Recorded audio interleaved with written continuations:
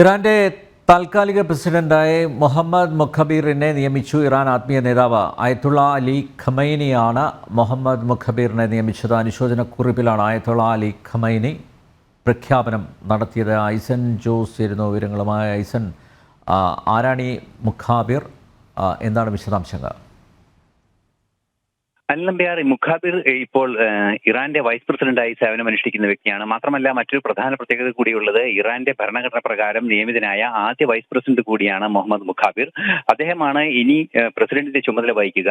നമുക്ക് നേരത്തെ പറഞ്ഞതുപോലെ തന്നെ 50 ദിവസത്തിനുള്ളിൽ പുതിയ പ്രസിഡന്റിനെ തിരഞ്ഞെടുക്കുന്നതിനുള്ള നടപടിക്രമങ്ങൾ പാലിക്കേണ്ടതുണ്ട്. ആ നടപടിക്രമങ്ങൾക്ക് നേതൃത്വം നൽകേണ്ടത് താൽക്കാലികമായി നിയമിക്കപ്പെടുന്ന പ്രസിഡന്റും അതുപോലെ തന്നെ സുപ്രീം കോടതി ചീഫ് ജസ്റ്റിസും പാർലമെന്റ് അധ്യക്ഷനുമാണ്. ഈ 3 പേരുടെ സമിതി ഉടൻ തന്നെ ഉണ്ടാക്കി 50 ദിവസത്തിനുള്ളിൽ പുതിയ പ്രസിഡന്റിനെ തെരഞ്ഞെടുക്കേണ്ടതുണ്ട്. നിലവിൽ ഇപ്പോൾ വൈസ് പ്രസിഡന്റിന്റെ സ്ഥാനത്തിരിക്കുന്ന മുഹമ്മദ് മുഖാബിർ പ്രസിഡന്റിനെ പോലെ തെരഞ്ഞെടുക്കപ്പെട്ട ഒരു വ്യക്തിയല്ല, അത് നിയമിക്കപ്പെട്ട ഒരു വ്യക്തിയാണ്. നേരത്തെ നമുക്ക് അറിയാവുന്നതാണ്, അയത്തുള്ള അലി ഖുമൈനിയുടെ അല്ലെങ്കിൽ ആത്മീയ നേതാവിന്റെ ഒരു നേതൃത്വത്തിലുള്ള നിയമനത്തിന്റെ ഭാഗമായാണ് അദ്ദേഹം നിയമിതനാകുന്നത്. ഇത്തരത്തിൽ നിയമിതനായ വ്യക്തി തെരഞ്ഞെടുക്കപ്പെടേണ്ടത് അനിവാര്യമാണ്. ഈ തെരഞ്ഞെടുക്കപ്പെട്ട വ്യക്തി പ്രസിഡന്റ് ആവേണ്ടത് അനിവാര്യമായതിനാലാണ് ഈ കമ്മിറ്റി രൂപീകരിച്ച് തെരഞ്ഞെടുപ്പ് നടക്കാനുള്ള നീക്കങ്ങൾ നടത്തുന്നത്. ഒരുപക്ഷെ മുഹമ്മദ് മുഖാബിർ തന്നെ അടുത്ത ഇറാൻ പ്രസിഡന്റ് ആവാനുള്ള സാധ്യതയും തള്ളിക്കളയാനാവില്ല. അനിൽ നമ്പ്യാർ.